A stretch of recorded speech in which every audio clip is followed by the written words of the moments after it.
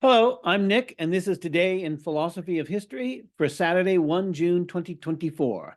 It is the 244th anniversary of the birth of Carl von Clausewitz, who was born on this date in Burg by Magdeburg in 1780. Wikipedia says that Clausewitz was born on the 1st of July rather than the 1st of June, but it's possible to find pictures of Clausewitz's grave marker, which gives his birth date of the 1st of June, so I will take that date as definitive. Clausewitz is remembered as the philosopher of war, and I have many times said that philosophy of war and philosophy of history are close cousins. If we hold that war is the motor that drives history forward, which is something that many philosophers have argued, then war is the causal mechanism by which history is realized. Hegel and Marx in particular are associated with this view. We could even say that war is the reality of which history is the appearance. And Clausewitz knew war well. It was during the Napoleonic Wars that Clausewitz experienced his baptism by fire, so that his book on war is an account of war during the Napoleonic Wars. And it is from On War that a mature conception of war has evolved and continues to evolve. By a mature conception, I mean a theoretically mature conception of war. Since war inflames passions and feeds off irrationality, it can be difficult to engage with the topic of war with the requisite scientific disinterestedness and detachment. Clausewitz was among the first to bring the attitude of the Enlightenment to war and to seek to understand war as a rational process. One could argue that Hegel was doing something like this from a philosophical perspective at about the same time, but Clausewitz was a soldier with intellectual interests, while Hegel was a philosopher with an interest in history. The results were bound to be very different, and in fact, they were. Also, Clausewitz's understanding of Enlightenment rationalism took place when the Romantic reaction against the Enlightenment was already well underway. So again, Clausewitz's rationalism was bound to differ from the high Enlightenment representatives of rationalism like Gibbon and Hume and Condorcet, for example. It might even be argued that the changes to Enlightenment rationalism that followed from the Romantic reaction facilitated the very possibility of applying scientific reason to the object of knowledge as apparently irrational as is war. There is an excellent book about post-Enlightenment science, The Age of Wonder, How the Romantic Generation Discovered the Beauty and Terror of Science, by Richard Holmes, that tells the story of the development of science during the Romantic era. Holmes didn't discuss Clausewitz, but it would have fit in nicely with his narrative. As the scientific revolution continued to unfold, new influences came to bear upon the development of science, and this in turn opened up scientific knowledge to further frontiers and further objects of knowledge. Clausewitz reflects both Enlightenment and Romantic epistemic imperatives. We can find in Clausewitz an intimation of the distinction between nomothetic and ideographic science. Quote, "One may laugh at these reflections and consider them utopian dreams, but one would do so at the expense of philosophic truth. Philosophy teaches us to recognize the relations that essential elements bear to one another, and it would indeed be rash from this to deduce universal laws governing every single case, regardless of all haphazard influences. Those people, however, who never rise above anecdote, as a great writer said, and who would construct all history of individual cases, starting always with the most striking feature, the high point of the event, and digging only as deep as suits them, never get down to the general factors that govern the matter. Consequently, their findings will never be valid for more than a single case. Indeed, they will consider a philosophy that encompasses the general run of cases as a mere dream," unquote. That is from On War, Book 6, page 374 in the well-known edition edited by Peter Parrott. And this is still true today for those who insist that history is exclusively ideographic. In another work, The Campaigns of 1812 in Russia, 1823 to 1825, Clausewitz gave an account of history that seems highly ideographic, but which does not necessarily exclude the possibility of assimilating events to a nomothetic explanation and framework.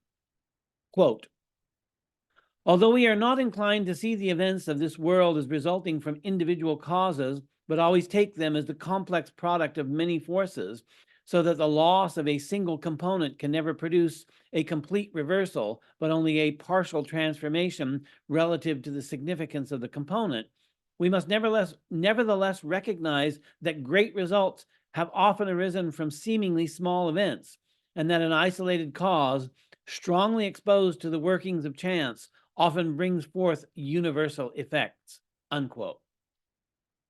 That's from chapter 5 of the Campaigns of 1812 in Russia.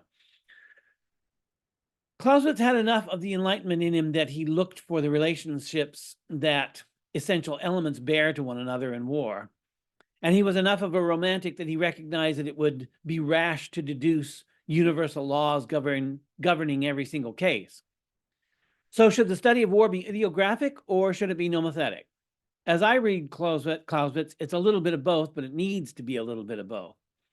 As our theoretical framework for understanding war increases in its sophistication and detail, we might be able to assimilate more and more individual cases to universal laws, but we won't exhaust individual cases anytime soon. So the study of war is going to be in this condition for some time yet, it would appear. In an introductory essay to the English translation of On War by Peter Parrott, we find this description of Clausewitz's intellectual independence, which was probably a necessary condition for his project of formulating a philosophy of war.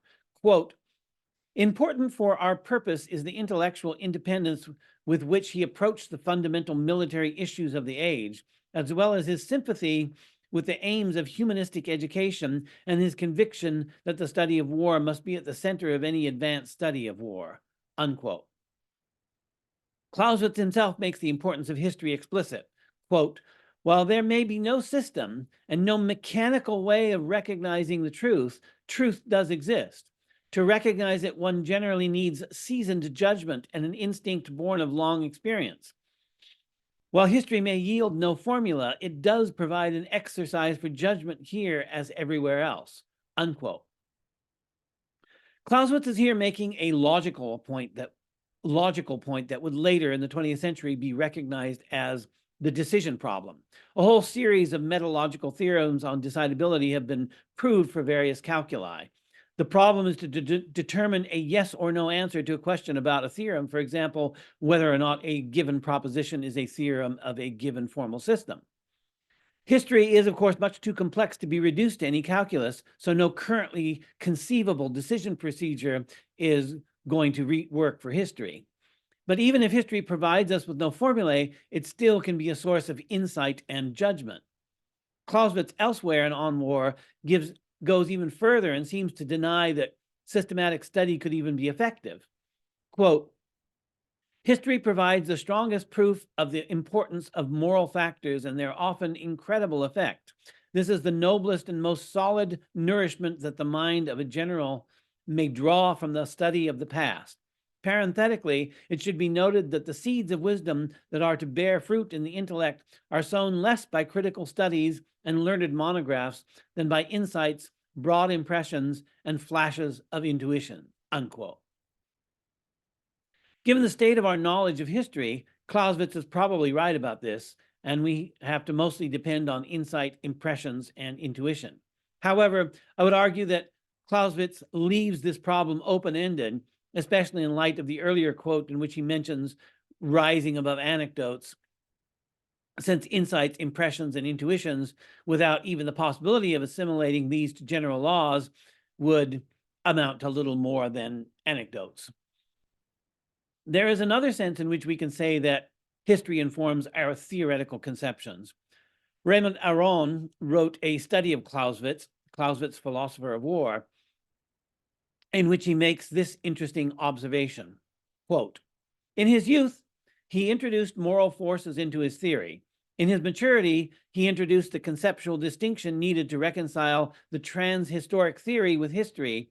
In other words, the two extreme forms of war, each one conditioned or determined by circumstances or political intentions.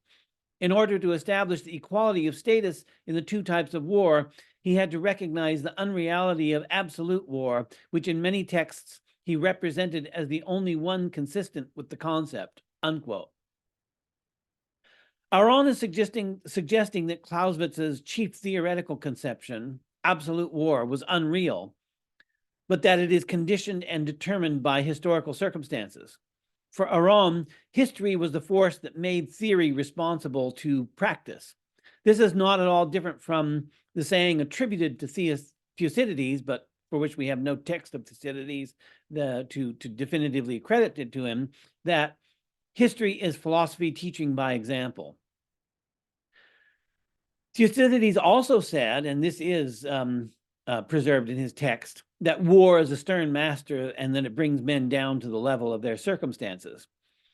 Clausewitz knew this firsthand, and when the lessons that philosophy teaches are the lessons of men being humbled despite their pretenses to some higher position in the world, then we have been well and truly humbled. We could call Thucydides' observation about war being a stern master the Copernican principle of war, because it forces all participants into a recognition of their smallness within and their peripherality to the big picture. Clausewitz himself had his share of Thucydides' Copernican principle of war. Clausewitz was in the thick of things during the Napoleonic Wars, serving as the aide-de-camp to Prince Augustus Ferdinand of Prussia at the Battle of Jena-Auerstadt on 14 October 1806, where Hegel had glimpsed Napoleon and called him the world spirit on horseback.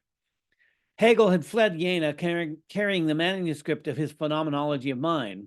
Clausewitz, on the contrary, was taken prisoner of war along with 25,000 others and spent 2 years as a prisoner of war in France after the catastrophic defeat of the Prussians at Jena. So Clausewitz experienced war as a stern master, and he knew the bitterness of total defeat.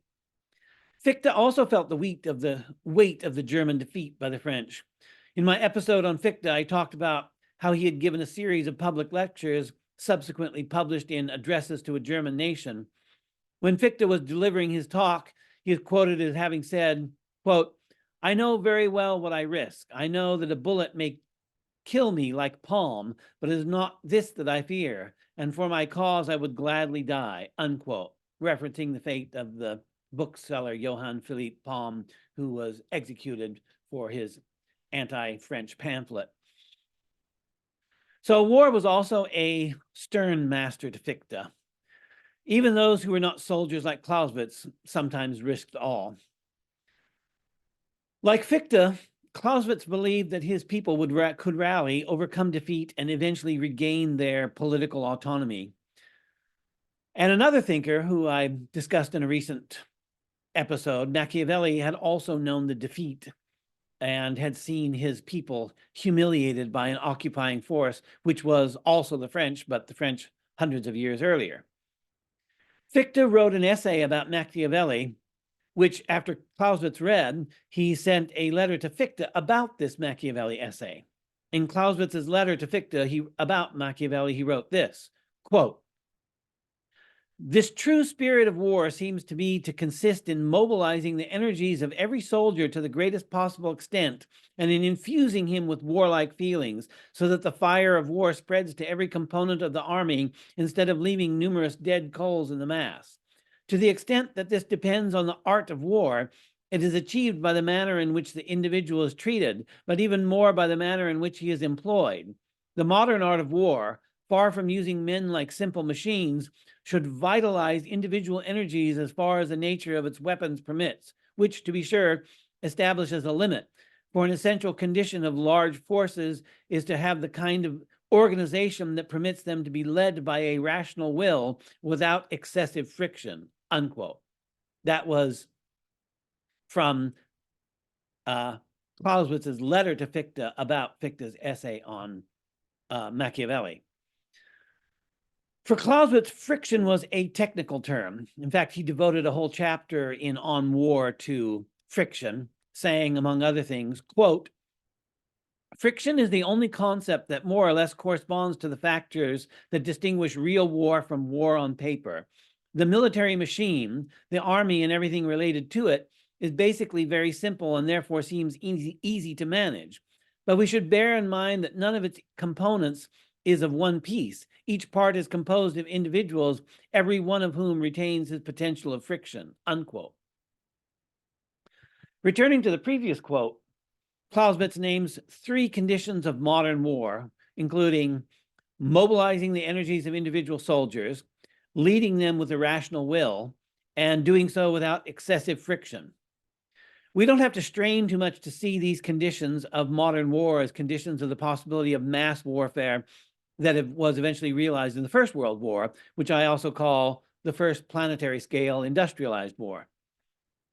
Clausewitz, fighting in Napoleonic times, was positioned to see the prehistory of industrialized warfare. 100 years later, the prehistory of industrialized warfare eventually morphed into the history of industrial warfare in the strict sense. In my episode on Ernst Jünger, I described industrialized warfare as a boundary condition out of which novel forms of modernity emerge. In particular, mechanized warfare is a boundary condition for an emergent form of heroism distinctive to mechanized warfare. Something qualitatively new had appeared in history, and this novel emergent generated a cluster of other emergents for which mechanized warfare was the boundary condition. The conditions that Clausewitz described were the boundary conditions for industrial warfare itself. Ernst Jünger was positioned to see and describe the emergence of true industrialized warfare, as Clausewitz was positioned to see its prehistory. So the 2 authors testify to distinct periods in the development of planetary scale industrialized warfare. This is a development that continues today and continues to generate philosophical commentary on the novel emergents that have appeared in history as the result of industrialized warfare. Today is not only the birthday of Clausewitz, it is also the 117th anniversary of the birth of Jan Patočka, who was born in Turnov, Bohemia, on this date in 1907. Patočka wrote a book on philosophy of history, Heretical Histories in the Philosophy of History, which was influenced by Husserl, Heidegger, and Hannah Arendt, among others. In the 5th essay, Is Technological Civilization Decadent and Why? And especially in the 6th essay, Wars of the 20th Century and the 20th Century as War, Patočka discussed Ernst Jünger. I mentioned in my episode on Jünger that Jünger's essay on total mobilization and his book, The Worker, was a profound influence on Heidegger, and Patočka, too, is interested in this work. Patočka's description of the industrialization of Germany gives us the rational will and the organizational expertise to overcome friction that Clausewitz saw as the conditions of modern war. Quote, and this is from Patočka, Germany, for all its traditional structures, is the configuration that most closely approximated the reality of the new techno-scientific age. Even its conservatism basically served a discipline that, contemptuous of equalization and democratization, vehemently and ruthlessly pursued the accumulation of building, organizing, transforming energy. Ernst Jünger's Die Arbeiter contains an implicit suspicion of the actual revolutionary nature of the old pre-war Germany. It is above all the ever-deepening techno-scientific aspect of its life. It is the organizing will of its economic leaders, its technocratic representatives foregoing plans leading inevitably to a conflict with the existing, I should say, forging plans leading inevitably to a conflict with the existing global order, unquote. Patočka also saw the orgiastic craziness of modern war that facilitated the mobilization of the energy of individual soldiers. Quote, war as a global anything goes, a wild freedom that takes hold of states becoming total, the same hand stages orgies and organizes everydayness. The author of the 5-year plan is at the same time the author of orchestrated show trials in a new witch hunt. War is simultaneously the greatest undertaking of industrialized civilization, both product and instrument of total mobilization, as Ernst Jünger rightly saw, and a release of orgiastic potentials which could not afford such extreme intoxication with destruction under any other circumstances.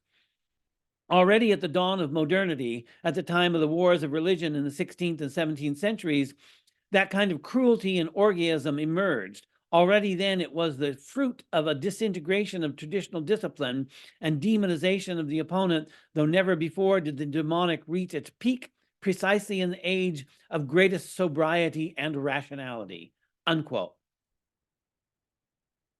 It took the scientific and managerial resources of industrialized civilization, which Patočka and others call technoscience, to tame and direct and organize the orgiastic fury that was earlier released during the religious wars of the early modern period. I suspect that Jünger would have largely agreed with this if he had read Patočka, and he could have read Patočka because he actually lived longer than Patočka, but I have no idea if Jünger ever did read him. It's a bit more difficult to ascertain what Clausewitz would have thought of Patočka. I really couldn't say. To a certain extent, it's counterintuitive to understand this orgiastic fury of warfare that Patočka described as a moral factor of war, such as Raymond Aron drew attention to Clausewitz taking account of.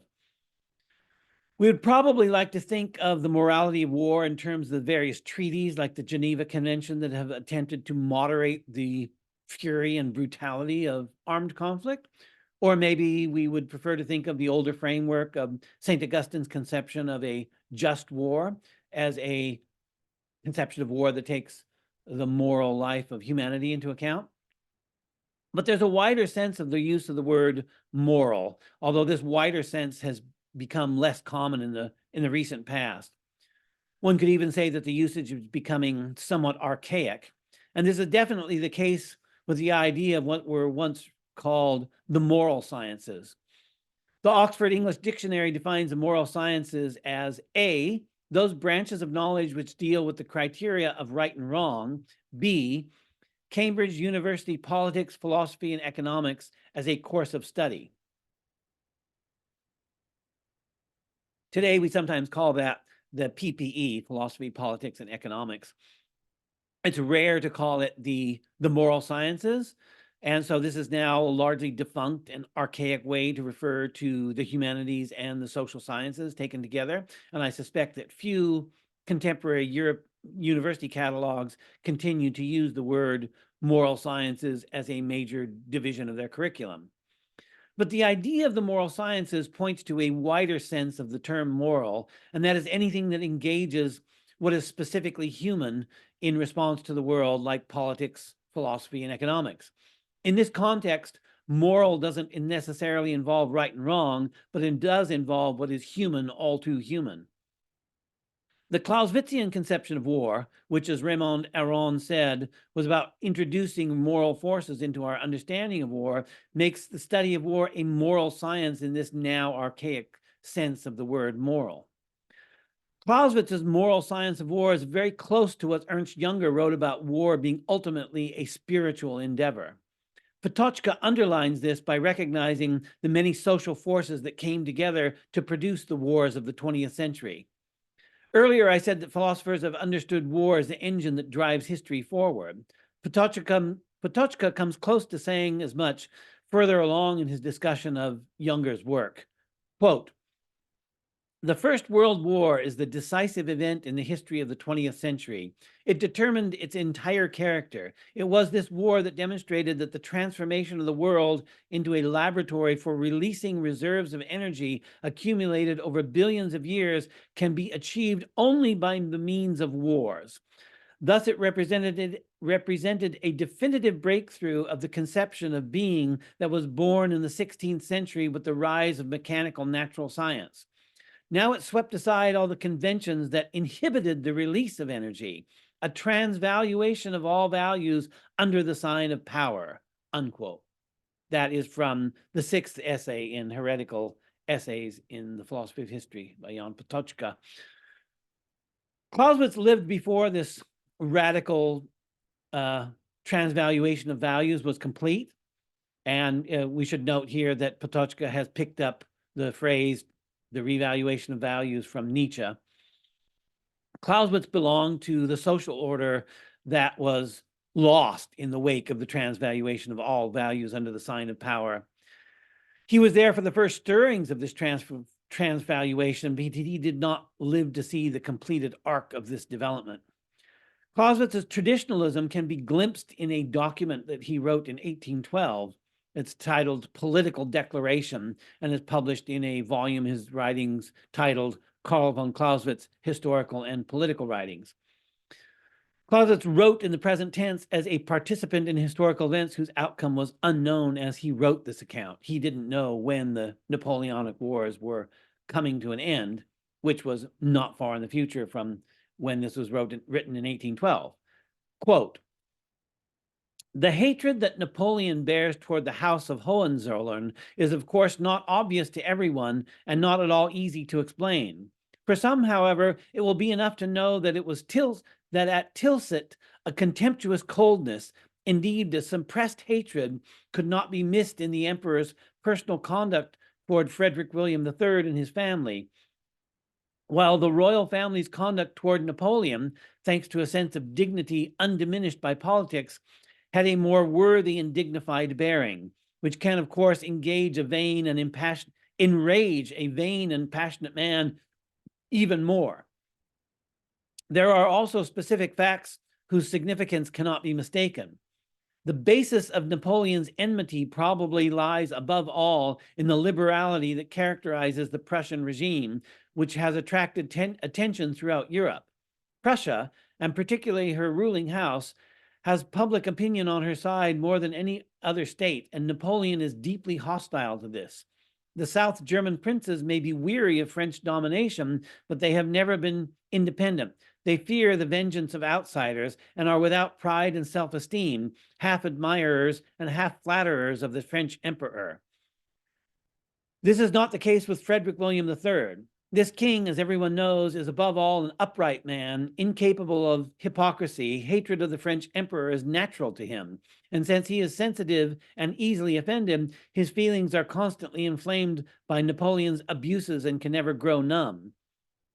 If he has refrained from expressing those feelings for political reasons, great self-possession being natural to him in any case, if he has admirably sacrificed his own dignity and that of his people in this regard, his reticence could never deceive the French emperor, and nothing is more natural than that Napoleon should have seen more deeply into the king's heart than the king has into his," unquote. Here, Napoleon is viewed as the upstart emperor who lacks the depth and dignity of the ancient family of the Hohenzollern and what they possessed. We could even say that, and Clausewitz, I think, is saying that Napoleon knew this, he resented it, and we could even say, if we wanted to be snarky, that the Napoleonic Wars were one big cope and seethe because of it. The Hohenzollern represent the traditional aristocratic privilege that the French Revolution sought to overturn in Clausewitz's eyes, and yet Napoleon and the Hohenzollerns found themselves forced into this diplomatic accommodation that both probably found distasteful. Napoleon was drawn into these ancient diplomatic traditions that the revolution was in the process of sweeping away. Not only was Napoleon drawn into these ancient rituals of diplomacy, in having himself crowned emperor, he was effectively giving new life to these institutions, and the Hohenzollerns were drawn into paying their respects to a representative of the revolution that would have done with them if it could. For Clausewitz, the Hohenzollerns were an ancient aristocratic family reforming themselves and their kingdom along liberal lines, while Napoleon was a symbol of revolutionary change that threatened the established order of Europe. Patočka understood this, which is why, in my earlier quote from him, he discussed the quasi-traditional, but at the same time, the quasi-revolutionary nature of imperial Germany and Jünger's response to that quasi-traditional, quasi-revolutionary nature of Germany at the time.